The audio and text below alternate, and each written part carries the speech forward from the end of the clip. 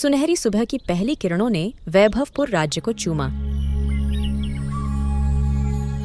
जहां महल की बालकनी पर खड़े थे महाराज वीरेंद्र सिंह और रानी गौरवी देवी। राजा के गले में जड्ढा वह रहस्यमय ताबीज, जिसमें छुपा था एक अंधेरा राज। और तभी उनके विश्वास पात्र मित्र सेनापति गजराज ने चेतावनी दी।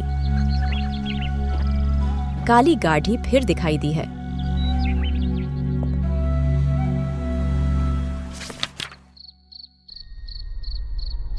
राज ग्रंथालय की धूल भरी किताबों में छुपा था एक सच। वह ताबीज डायनी मायावती का श्राप था। अचानक मोमबत्तियों की लौ हरी हो गई। तभी खिड़की पर दिखी वह बूढ़ी औरत की छाया, जिसकी आंखों में जल रहा था बदले की आग।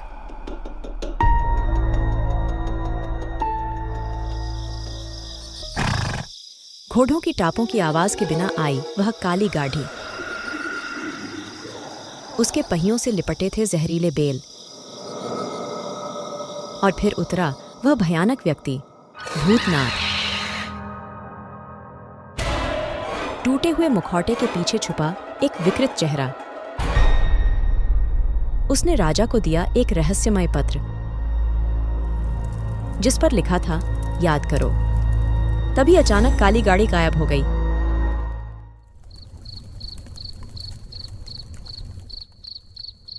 महाराज वीरेंद्र सिंह ने सेनापति गजराज को बताया वह डरावना सच।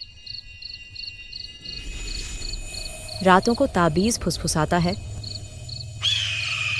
और दिखाता है एक विशाल पक्षी का सपना। तभी रानी गौरवी देवी का हाथ कांपा। फिर उन्होंने बोला, क्या वह पक्षी ही है इस श्राप की चाबी?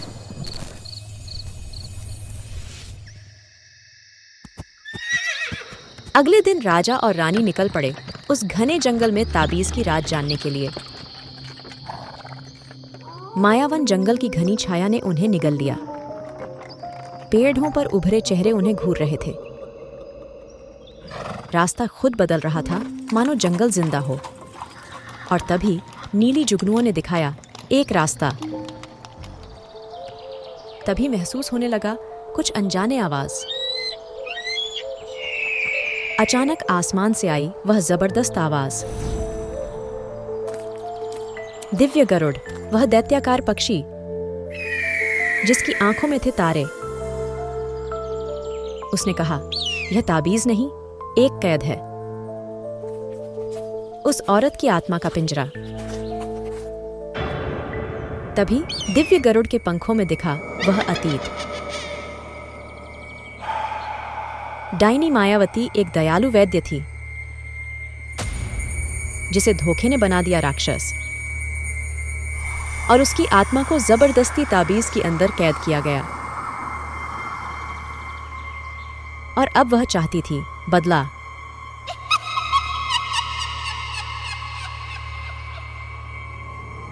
अचानक टूटा वह मुखौटा। नीचे था डायनी मायावती का बेटा, जिसका चेहरा श्राप से विकृत हो चुका था। राजा ने सेनापति को आदेश दिया, जाओ, रानी को बचाओ। सेनापति गजराज ने उसे रोकने के लिए खुद को झोंक दिया खाई में। और इधर खाई के नीचे रानी गौरवी देवी का पैर जमीन में फंसा। लेकिन रानी की लाखों कोशिशें बेकार गईं। और वही काली बेलें उसे खींच रही थीं, काली गाढ़ी की तरफ। रानी चिल्लाती हुई बोलती है, बचाओ। महाराज वीरेंद्र सिंह की पुकार बेकार गई। गाढ़ी धरती में समा गई और उसके साथ साथ रानी भी गायब हो गई, जैसे कोई भूखा राक्षस। महाराज वीरेंद्र सिंह ने गुस्से में ताबीज को पत्थर पर पटका। ताबीज जमीन पर गिर गया और चूर चूर हो गया। तभी एक चमकती लहर ने आसमान को चीर दिया।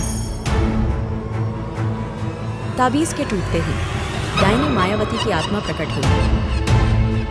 न कोई बुढ़िया न कोई राक्षस, वह फिर से वही युवा वैद्य थी जिसे राज्य कभी मां कहता था। जब उसने देखा अपने ही श्राप से जले बेटे को, तभी उसकी आंखों से छलक आए आंसू। धीरे धीरे रात से सुबह हो गई। श्राप धीरे धीरे उतर रहा था। तभी वह भयानक मुखौटा गिरा और उसके नीचे छुपा था राजकुमार कैलन का चेहरा। उसने महाराज वीरेंद्र सिंह को दिया एक काला गुलाब, जो छूते ही सफेद हो गया, और कहा, मुझे माफ कर दो। उसकी आवाज में थी एक पूरी जिंदगी का दर्द। लेकिन राजा ने चुड़ैल से कहा, महारानी कहाँ है? मुझे वहां ले चलो। अंधेरी गुफा में टंगा था एक सोने का पिंजरा, और उसमें कैद थी रानी गौरवी देवी। जिंदा कांटे उसे जकड़े हुए थे, पर डायनी मायावती की आत्मा ने उन्हें रोक लिया।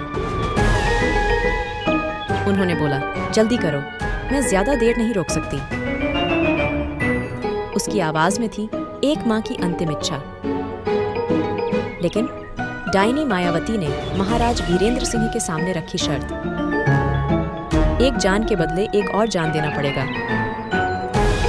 लेकिन महाराज वीरेंद्र सिंह कुछ बोलता, पर तभी सेनापति गजराज आ धमका, खून से लथपथ पर जिंदा। सेनापति ने बोला, मेरी जिंदगी ले लो, पर इन्हें छोड़ दो। उसकी तलवार की झनकार ने गुफा को हिला दिया। डायनी मायावती की आंखों में चमकी वही पुरानी दया। फिर उन्होंने बोला, बस बहुत हुआ खून। उसने खुद को तोड़ डाला, जैसे सुबह की धूप तोड़ देती है अंधेरा। कांटे ढीले पड़े और रानी गौरवी देवी महाराज वीरेंद्र सिंह की बाहों में गिरी।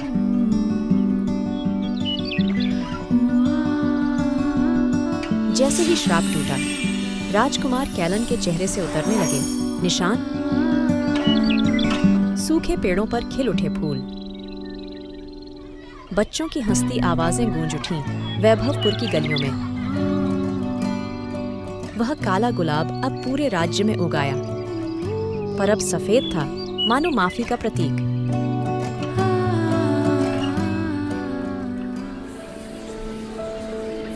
महाराज वीरेंद्र सिंह की आवाज गूंजी महल के मैदान में। उन्होंने बोला, अंधेरा डरता है उस सच से जो हम साझा करते हैं। लोगों की आंखों में थी नमी जब उन्होंने देखा अपने खोए हुए राजकुमार को वापस आते।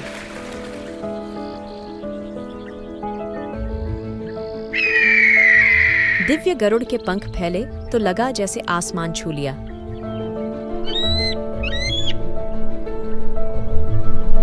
उसने छोड़ा एक सुनहरा पंख महाराज वीरेंद्र सिंह के हाथों में। उन्होंने बोला, यह रहेगा तुम्हारी हिम्मत की निशानी। और फिर वह विलीन हो गया बादलों में।